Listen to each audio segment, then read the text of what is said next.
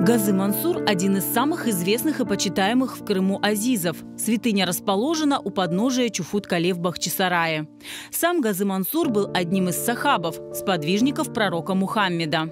Газы Мансур знал, что жители Крыма станут мусульманами. И из Саудовской Аравии, из Мекки он попадает сюда, в Крым, вместе со своим сподвижником Малик Аштером. Малик Аштер был смертельно ранен в пути и похоронен затем в Эски-юрте. Вскоре ранен был и сам Газы Мансур. Его похоронили в долине Мерьем-Дере.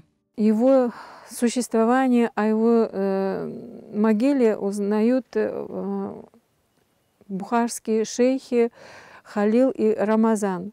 Он несколько раз им приснился, приходил во сне, и шейхи Рамазан и Халил из Бухары направляются в Крым. И, найдя именно это место, которое они видели во сне, они находят и саму могилу Газы Мансура и основывают здесь такие дервиши. Шейхи также позднее были захоронены рядом с Газы Мансуром. Личность Газы Мансура, а также его пребывание в Крыму считается полулегендарным. Одно из ранних упоминаний о могиле святого встречается у путешественника Эвлия Челеби. А в 1893 году Исмаил Гаспринский пишет об этом в газете «Терджеман».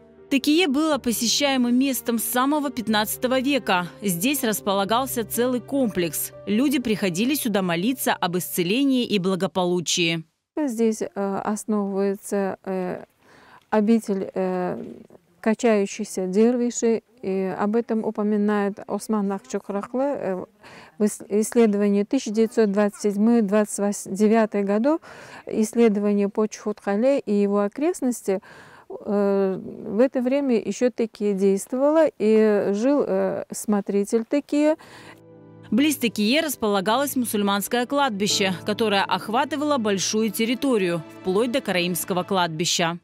В Чуфут-Кале проживала большая община крымских мусульман вместе с крымскими караимами.